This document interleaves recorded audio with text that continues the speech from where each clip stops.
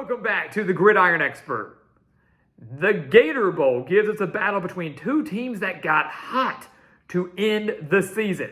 We've got number 21 Notre Dame, who won 5 of their final 6 games, taking on number 19 South Carolina, who won 4 of their final 6 games, including huge upset victories over Tennessee and Clemson.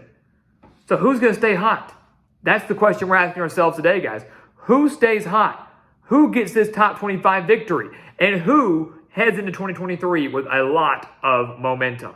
We're about to answer it right here at the Gridiron Expert. So welcome back to the channel, guys. We're so glad that you could join us today. As always, please continue to like, comment, subscribe, share our videos, and check out everything down in the description below, including our expert picks over on our website, thegridironexpert.com. We have some of the best spread picks in the country over that website, guys, being out over 80% of the national analysts and handicappers. And for just $29.99, we are offering you every single college football bowl game spread pick, every single one, and every NFL playoff spread pick as well. So every postseason football pick there is, $29.99 combined into one package just for you.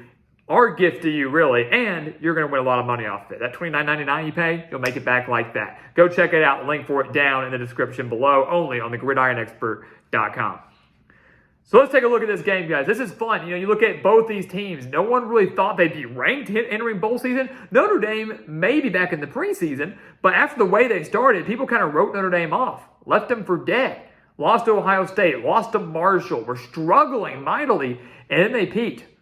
Marcus Freeman rallied his troops, and the big solidifying moment for them was that big dominant victory at home over Clemson. So not only are these two teams getting hot, but both these teams have big wins over Clemson. You take a look at the offense, guys, for Notre Dame, and it's interesting. They are down a lot of people. Their quarterback, Drew Pine, is transferring, but Tyler Buckner, who was supposed to be the starter at the beginning of the year but then got injured, he may be good to go. He's missed 10 games this year. So Pine is transferring. He's not going to play. Buckner hopefully will be good to go for this game. The Fighting Irish averaging over 30 points per game, 200 passing yards per game, and 183 on the ground. That's where they like to do the majority of their damage, is not just with their running backs, but with some mobile quarterbacks as well. But the ground game is the key for Notre Dame.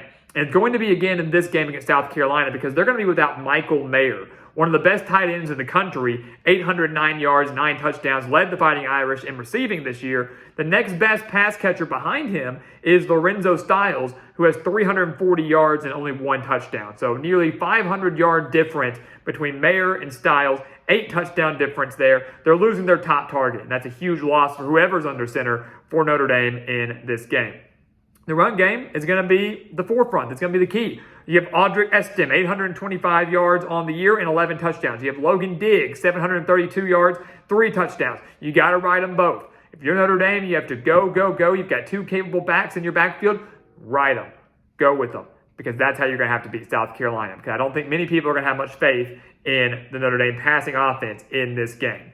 Take a look at South Carolina. They also lose a lot. So both teams a little bit depleted offensively.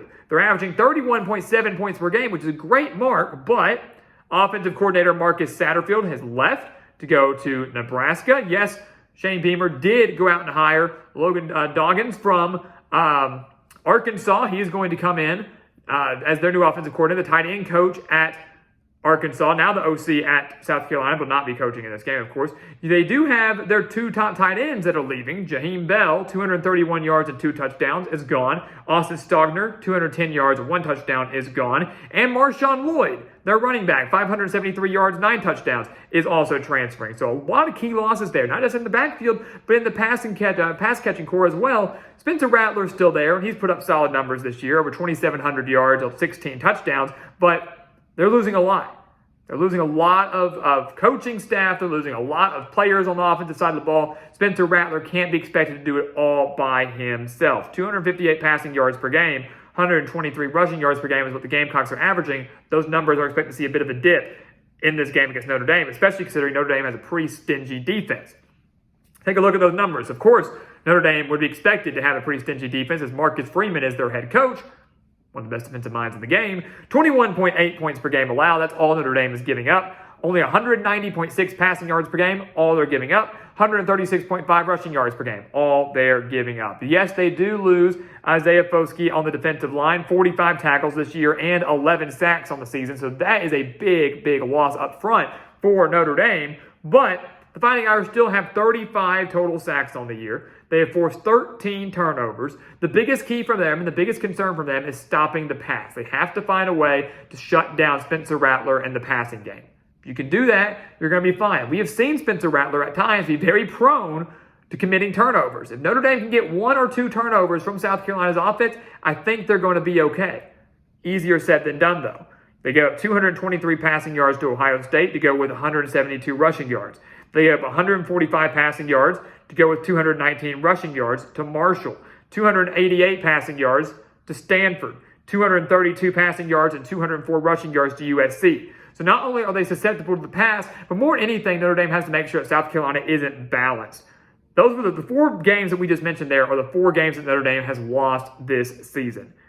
In those games, those teams were balanced, and Notre Dame did not force a single turnover. They did not force a single turnover. They committed 7.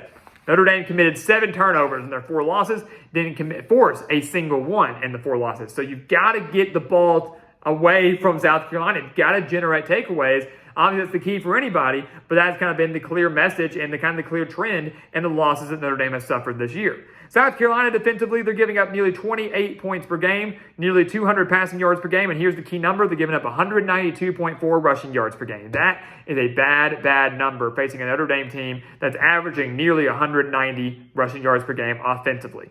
And you look at it a little bit deeper, guys. South Carolina only has 18 sacks. They don't generate much pressure, and they've struggled at stopping the run all year long. 237 rushing yards allowed to Clemson. Yes, they won that game, but still over 200 rushing yards allowed. 374 rushing yards allowed to Florida. 226 rushing yards allowed to Vandy. 208 to Georgia. 295 to Arkansas all the way back in week 2. It's been a year-long problem for South Carolina, and if they can't stop the run against Notre Dame, they don't stand a chance because Notre Dame wants to run. And Marcus Freeman's a good coach, and they're going to realize Tommy Rees is a good offensive coordinator. And they're going to realize, hey, if you can't stop us, if you can't stop the run, we're not going to stop running. And South Carolina so far has not proven they can stop the run. The key for South Carolina is to force turnovers. They bust out a 40-yard run, but you force a fumble. Okay, we can live with that. That's what South Carolina has to do. They've got to create takeaways. They've got to make sure that Notre Dame doesn't dominate the time of possession with their ground game. That's going to be a key mark here as well. Make sure to utilize as many opportunities and utilize every offensive drive they get because there may not be too many. So you take a look at this game, guys. It's going to be a fun one. This is, to me, an underrated matchup in bowl season. I mean, a top 25 matchup, 2 teams that finished the year strong, 2 teams that have a quality win over Clemson, both of them, so a common opponent there. What's going to happen in the Gator Bowl? And I'll tell you, I'm torn. I am so torn on where to go because of the opt-outs, because of the loss of Satterfield on the offensive coordinator for South Carolina. So many questions on both sides of the ball for both teams. But right now, guys, I'm going to lean slightly. It's the arrow's going a little bit this way, and it's going Notre Dame's way. It's going the Fighting Irish's way. I think the run game gets going. That's the bottom line for me is Notre Dame's rushing attack versus South Carolina's bad rushing defense. And I think ultimately Notre Dame can do just enough on the ground to exploit them and ultimately set up that deep play action pass that I think Marcus Satterfield and Tommy Rees will call up a few times in this game. Notre Dame connects on those. Their defense, to me, is better than South Carolina's. They can do enough to rattle Spencer Rattler, no pun intended. They get a turnover or 2 off of him, and they win the game through their ground game, and they win the game based on their defense. So give me Notre Dame and the Fighting Irish to win the Gator Bowl, a close Gator Bowl over South Carolina, and they will cap off a 9-win season in year 1 under Marcus Freeman. Again, not the season that Fighting Irish fans were hoping for. They were hoping for 10 or 11 wins, playoff contention, New Year's Six bowl games. But considering the start that Notre Dame had, a 9-win season plus a bowl win on top of that, really can't complain. The future, once again, looking bright in South Bend. So guys, as always, thank you so much for watching us here at the Gridiron Expert on YouTube. Make sure to continue to like, comment, subscribe, share our videos. Check out everything down in the description below too, including our holiday special over on thegridironexpert.com. Again, $29.99 gets you every single postseason pick, not just for college football, but NFL as well. So make sure to go check it out and sign up today. And once again, guys, as always, thank you so much for watching, and we'll see you next time right here on the Gridiron Expert. Yeah.